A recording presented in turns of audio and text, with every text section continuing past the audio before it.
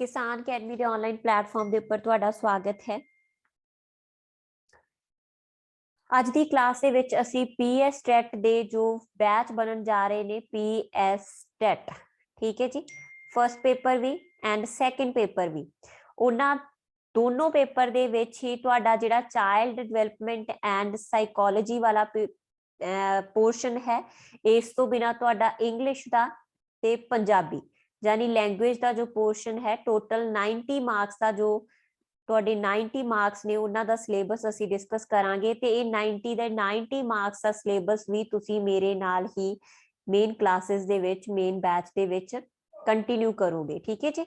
तो इस करके अज की क्लास दे विच असी डिस्कस करन जा रहे हैं सिलेबस नू। तो जो मैं टीच करूंगी मैं उस सिलेबस नू डिस्कस करूंगी, जो सब्जेक्ट तो बाकी टीचर टीच करनगे अपना अपना सिलेबस जिहड़ा है वो डिस्कस कर देंगे। किन्ने दिन दे विच तुसी कवर अप कर सकते हो ये भी तुहानू नाल दी नाल मेरे वालों दस दिता जाऊगा।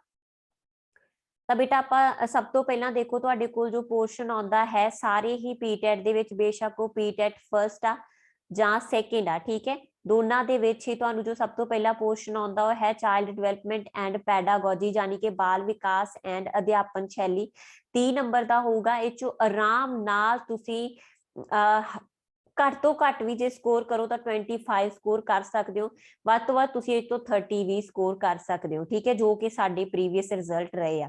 30 तो 30 स्कोर करना भी ये बहुत ज्यादा पॉसीबल आ।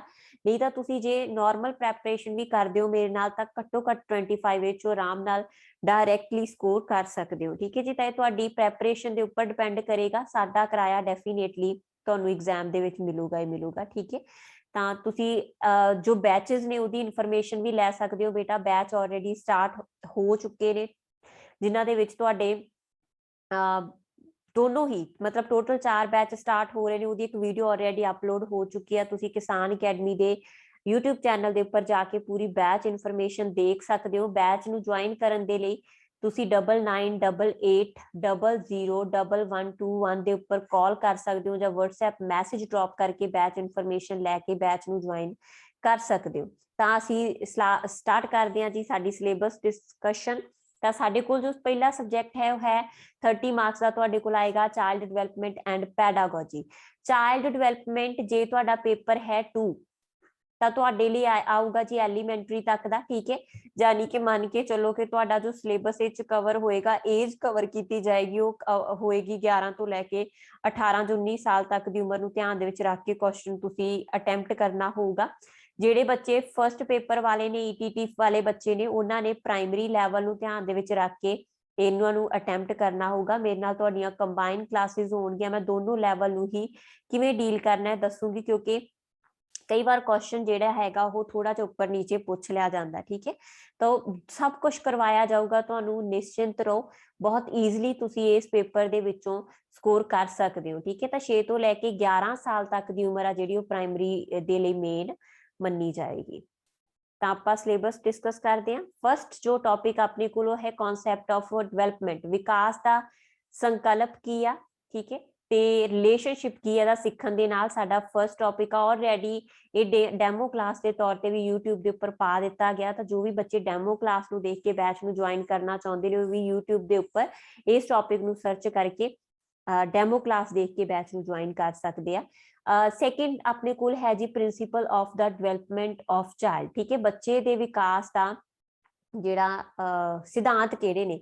ਵੈਸੇ ਤਾਂ ਬੇਟਾ ਜੇ ਤੁਹਾਡੇ ਕੋਲ क्योंकि हजे तक प्रॉपर डेट नहीं है साडे कोल, है ना, जिहड़ी एक डेट आई है वो भी ऑफिशियल डेट नहीं हैगी। तो जे तुसी रिलैक्स होके एक एक टॉपिक भी डेली कवर अप करदे हो तो ईजिली विदिन 30 डेज तुसी कवर कर सकते हो। बट जेकर असीं बहुत कंबाइन करके भी करांगे थोड़ा जिहा टाइम नू जिन्नी डेट तुहानू दित्ती गई है ਉਹਦੇ अकॉर्डिंग भी कवर अप करांगे ਤਾਂ ਵੀ ਤੁਸੀਂ ਇਹਨੂੰ ਵੱਧ ਤੋਂ ਵੱਧ 20 ਦਿਨ ਦੇ ਵਿੱਚ ਕਵਰ ਅਪ ਕਰ ਸਕਦੇ ਹੋ, ਠੀਕ ਹੈ ਜੀ।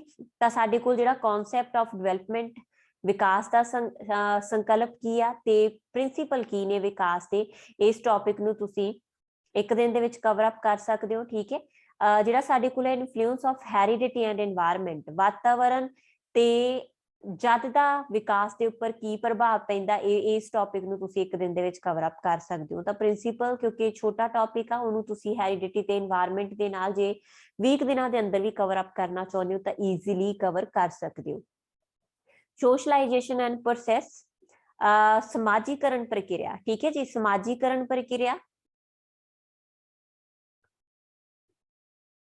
ਸਮਾਜੀਕਰਨ ਪ੍ਰਕਿਰਿਆ ਟੌਪਿਕ ਨੂੰ ਤੁਸੀਂ ਇੱਕ ਦਿਨ ਦੇ ਵਿੱਚ ਕਵਰ ਅਪ ਕਰ ਸਕਦੇ ਹੋ। ਪਿਆਜੇ, ਕੋਲਬਰਗ ਤੇ ਵਾਈਗੋਸਕੀ, ਮੋਸਟ ਜਿੰਨੇ ਵੀ ਟੌਪਿਕ ਨੇ ਬੇਟਾ, ਹਰ ਇੱਕ ਟੌਪਿਕ ਦੇ ਵਿੱਚੋਂ ਕੁਐਸਚਨ ਪੁੱਛਿਆ ਜਾਊਗਾ। ਕਿਵੇਂ ਪੁੱਛਿਆ ਜਾਊਗਾ, ਤੁਹਾਨੂੰ ਕਲਾਸ ਦੇ ਵਿੱਚ ਮੇਰੇ ਵੱਲੋਂ ਹਰ ਇੱਕ ਇਨਫੋਰਮੇਸ਼ਨ ਦਿੱਤੀ ਜਾਊਗੀ। ਕੁਐਸਚਨ ਨੂੰ ਅਟੈਂਪਟ ਕਿਵੇਂ ਕਰਨਾ, ਪ੍ਰੈਕਟਿਸ ਕਿਵੇਂ ਕਰਨੀ ਹੈ, ਸਭ ਕੁਝ ਦੱਸਿਆ ਜਾਊਗਾ। ਪਿਆਜੇ, ਕੋਲਬਰਗ ਤੇ ਵਾਈਗੋਸਕੀ ਦੀਆਂ ਥਿਊਰੀਆਂ ਨੂੰ ਤੁਸੀਂ ਇੱਕ ਦਿਨ ਦੇ ਵਿੱਚ ਕਵਰ ਅਪ ਕਰ ਸਕਦੇ ਹੋ। Concept of the child centre and progressive education, ਇਸ ਟੌਪਿਕ ਨੂੰ ਵੀ ਤੁਸੀਂ ਇੱਕ ਦਿਨ ਦੇ ਵਿੱਚ ਕਵਰ ਅਪ ਕਰ ਸਕਦੇ ਹੋ। Critical perspective of the construction of intelligence, ਬੁੱਧੀ ਦਾ ਕੀ ਸੰਕਲਪ ਆ ਤੇ ਮਲਟੀ ਡਾਇਮੈਂਸ਼ਨਲ ਬੁੱਧੀ ਕੀ ਹੈ, ਇਸ ਟੌਪਿਕ ਨੂੰ ਤੁਸੀਂ ਇੱਕ ਦਿਨ ਦੇ ਵਿੱਚ ਕਵਰ ਅਪ ਕਰ ਸਕਦੇ ਹੋ। ਤੇ ਨਾਲ ਹੀ ਲੈਂਗੁਏਜ ਐਂਡ ਥਾਟ, ਭਾਸ਼ਾ ਤੇ ਵਿਚਾਰ, ਇਹ ਟੌਪਿਕ ਵੀ ਤੁਹਾਡਾ ਇੱਕ ਦਿਨ ਦੇ ਵਿੱਚ ਕਵਰ ਹੋ ਸਕਦਾ। ਤਾਂ ਟੋਟਲ ਇੱਥੇ ਅਸੀਂ ਡਿਸਕਸ ਕਰ ਲਏ ਨੇ 9 ਟੌਪਿਕ, ਠੀਕ ਹੈ। 9 ਟੌਪਿਕ ਤੁਹਾਡੇ ਕਵਰ ਅਪ ਹੁੰਦੇ ਨੇ 6 ਦਿਨ ਦੇ ਵਿੱਚ, ਠੀਕ ਹੈ। ਤਾਂ 7 ਦਿਨ ਦੇ ਵਿੱਚ ਮੰਨ ਲਓ ਕਿ ਤੁਹਾਡੇ, ਜੇ ਤੁਸੀਂ ਥੋੜਾ ਸਟ੍ਰਿਕਟਲੀ ਵੀ ਕਰਦੇ ਹੋ ਤਾਂ ਤੁਹਾਡੇ ਇੰਨੇ ਦਿਨ ਦੇ ਵਿੱਚ ਤੁਹਾਡੇ ਮੇਨ ਜਿਹੜੇ ਹੈ ਉਹ ਕਵਰ ਅਪ ਹੋ ਜਾਂਦੇ ਆ 9 ਟੌਪਿਕ। ਇਸ ਤੋਂ ਅੱਗੇ ਜੇ ਆਪਾਂ ਚੈੱਕ ਕਰੀਏ ਆਪਣੇ ਕੋਲ ਜੋ ਸਿਲੇਬਸ ਪੈਟਰਨ ਹੈ,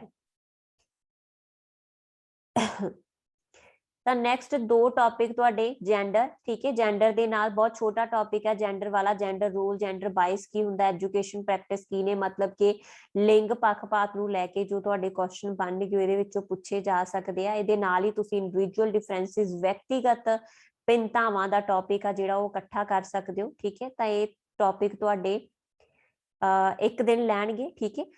assessment and evaluation, continuous and comprehensive evaluation, ਜਾਨੀ ਕਿ ਤੁਹਾਡਾ ਮੁਲਾਂਕਣ ਦਾ ਜਿਹੜਾ ਹੈ ਕਿਵੇਂ ਮੁਲਾਂਕਣ ਕਰਨਾ, ਪ੍ਰਾਇਮਰੀ ਲੈਵਲ ਦੇ ਉੱਪਰ ਵੀ, ਐਲੀਮੈਂਟਰੀ ਲੈਵਲ ਦੇ ਉੱਪਰ ਵੀ, ਤਾਂ ਇਹ ਤੁਹਾਡਾ ਹਾਰਡਲੀ ਇੱਕ ਦਿਨ ਲੈ ਸਕਦਾ। ਇਹਦੇ ਨਾਲ ਹੀ ਤੁਸੀਂ ਜਿਹੜਾ ਹੈ ਅਸੈਸਿੰਗ ਰੈਡੀਨੈਸ ਲੈਵਲ ਆਫ ਚਿਲਡਰਨ, ਇੱਕ ਬੱਚੇ ਦੀ ਥਿੰਕਿੰਗ, ਕ੍ਰਿਟੀਕਲ ਥਿੰਕਿੰਗ ਨੂੰ ਕਿਵੇਂ ਅਸੈਸ ਕਰਨਾ, ਉਸ ਟੌਪਿਕ ਨੂੰ ਤੁਸੀਂ ਇਵੈਲੂਏਸ਼ਨ ਦੇ ਅੰਡਰ ਹੀ ਕਵਰ ਅਪ ਕਰ ਸਕਦੇ ਹੋ, ਠੀਕ ਹੈ।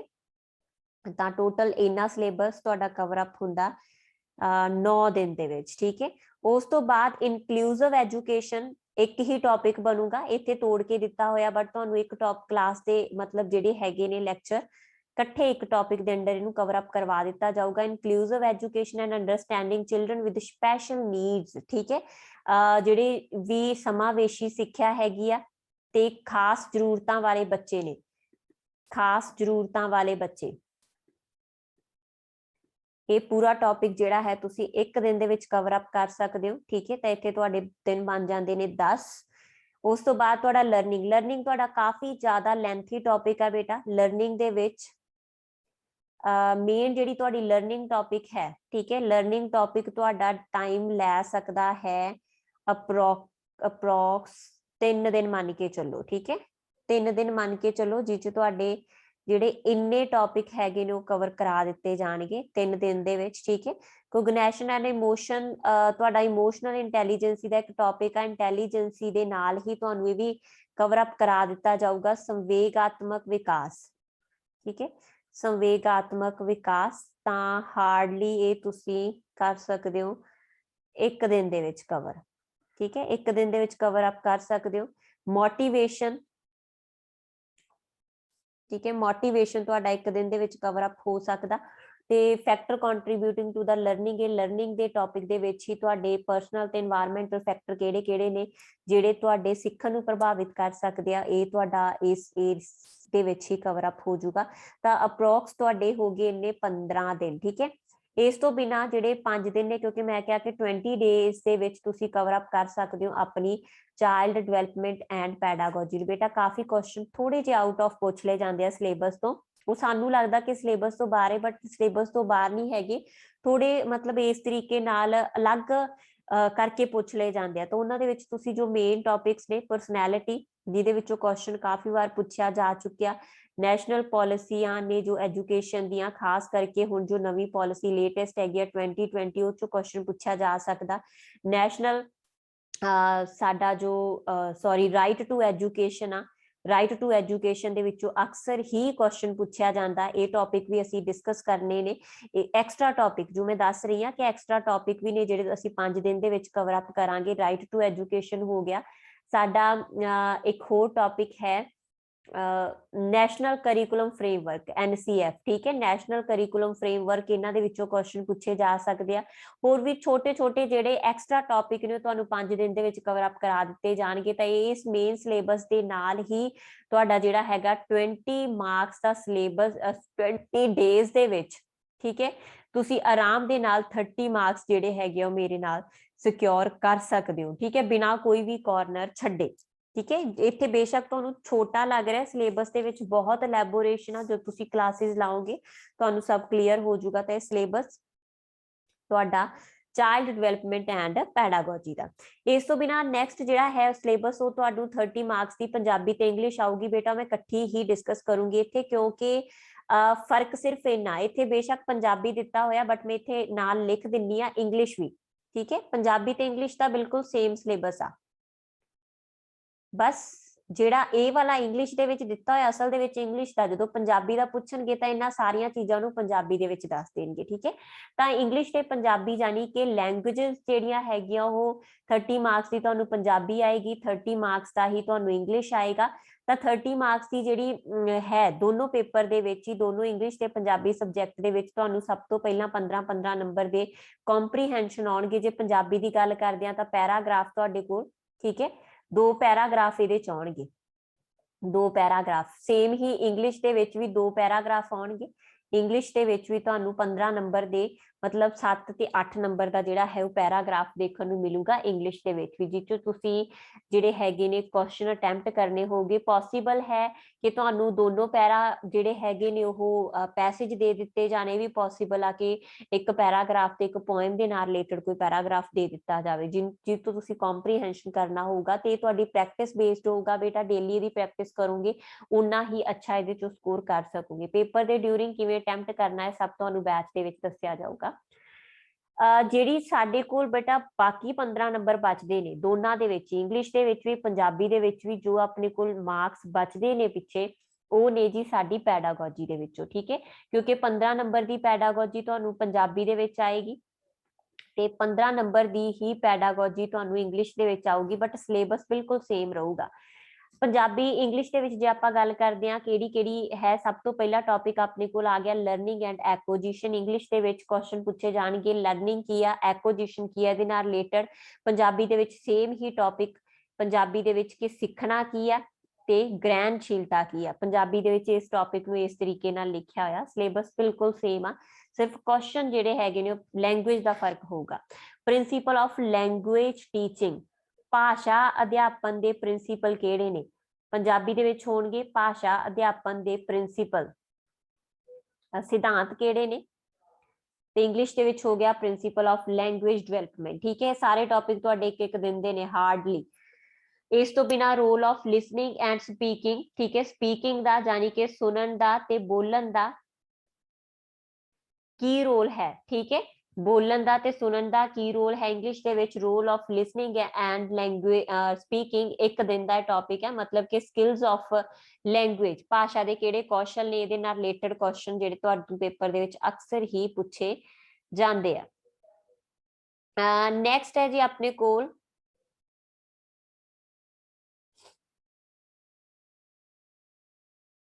Critical perspective on the role of grammar. Grammar ਦਾ ਕੀ ਰੋਲ ਆ, ਵਿਆਕਰਨ ਦਾ ਕੀ ਰੋਲ ਆ ਪੰਜਾਬੀ ਦੇ ਵਿੱਚ, ਠੀਕ ਹੈ।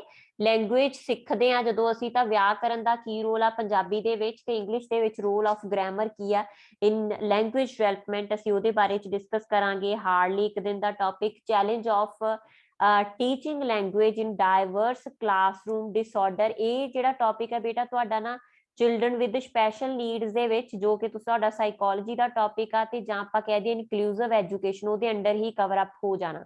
ਲੈਂਗੁਏਜ ਸਕਿੱਲ, ਭਾਸ਼ਾ ਦੀਆਂ ਜਿਹੜੀਆਂ ਚਾਰੋਂ ਸਕਿੱਲ ਨੇ, ਲਿਸਨਿੰਗ ਹੋ ਗਿਆ, ਸਪੀਕਿੰਗ ਹੋ ਗਿਆ, ਰੀਡਿੰਗ ਹੋ ਗਿਆ, ਰਾਈਟਿੰਗ ਹੋ ਗਿਆ, ਚਾਰੋਂ ਕੌਸ਼ਲ ਜਿਹੜੇ ਹੈਗੇ ਨੇ ਉਹਨਾਂ ਦੇ ਨਾਲ ਸੰਬੰਧਿਤ, ਜਾਨੀ ਸੁਣਨਾ, ਵਾਚਨ ਕਰਨਾ, ਠੀਕ ਹੈ, ਸਾਰੇ ਜੋ ਹੈਗੇ ਨੇ ਬੋਲਣਾ, ਲਿਖਣਾ, ਇਹ ਸਾਰੇ ਕੌਸ਼ਲ ਕਿਹੜੇ ਕਿਹੜੇ ਨੇ ਅਸੀਂ ਉਹਨਾਂ ਦੇ ਬਾਰੇ ਚ ਪੰਜਾਬੀ ਤੇ ਇੰਗਲਿਸ਼ ਦੇ ਵਿੱਚ ਡਿਸਕਸ ਕਰਾਂਗੇ।